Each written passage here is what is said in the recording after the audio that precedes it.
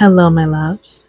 I just wanted to take this quick little moment to thank all 24 of my subscribers for subscribing to this channel. I strongly appreciate every single one of you guys for taking the time out of your day to even watch these videos. Honestly, it means a lot to me, and I'm very thankful for you all. So I don't think I thank you guys enough.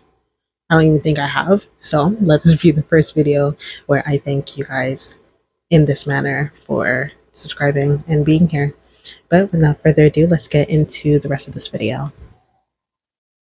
I have been committing myself to some spring cleaning this month and have been finding myself shocked by the amount of clothes that I had to put away to be donated.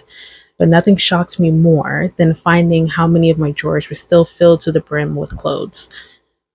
It's practically a never-ending rabbit hole of clothes and items I really don't need.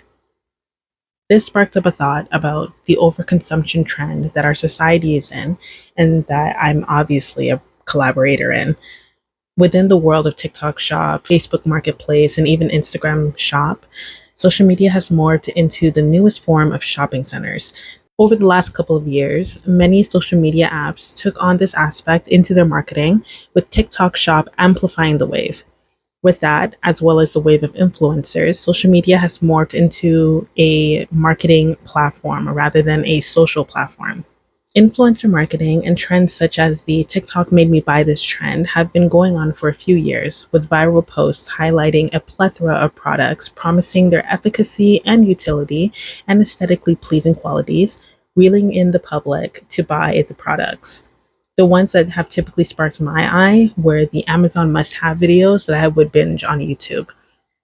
Now, there's nothing wrong with treating yourself to some nice things. However, I think the degree in which we're all being marketed to has increased so significantly that many people are simply buying things because it looks nice or it appears important rather than modeling it against their livelihoods.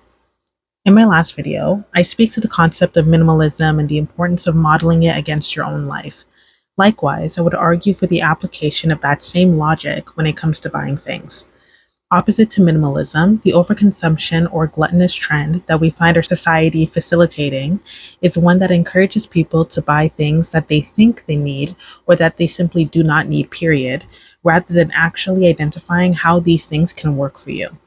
As a result, we have examples of women with drawers filled to the brim with expired makeup, clothes with tags still attached to them in their closets, cupboards overloaded with an array of cups and glasses, and other gluttonous-like behaviors. I think this year's word is intention because some of my videos seem to be falling under that theme. Moving back to the previous point about gluttonous behaviors being represented in our spaces, not all behaviors are the same across the board. Though you may have many different types of cups, you may be an individual who makes it a habit to host family and friends often, which calls for the need for all of those cutlery items.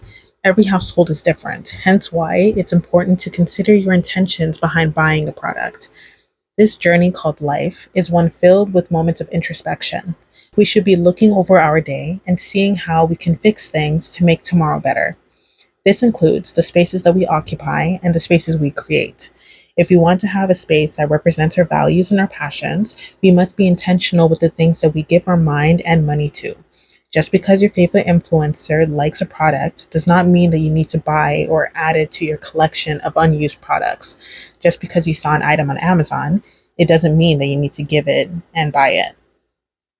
There was a rule that I heard about last year that informs us to wait a few days before buying something. I can't remember exactly the amount of days it said, but essentially, if you didn't buy it in the moment that you saw it, or after, let's say, a week, and it's still something that you really want, then it can be something that you can consider getting. Ultimately, this is supposed to help reduce impulse buying by incorporating more introspective and intentional habits towards buying so that we can take the moment and contemplate. This obviously does not apply to bare necessities, but things that can be considered embellishments. If you guys wanted to hear more about the spring cleaning journey, if you are a little stuck on how to truly grasp the idea of spring cleaning, then I would suggest checking out this next video, which will kind of give a breakdown of one of the tips that I have for properly cleaning up your space. But thanks again for watching this video, and I'll see you guys in the next one. Bye, my loves.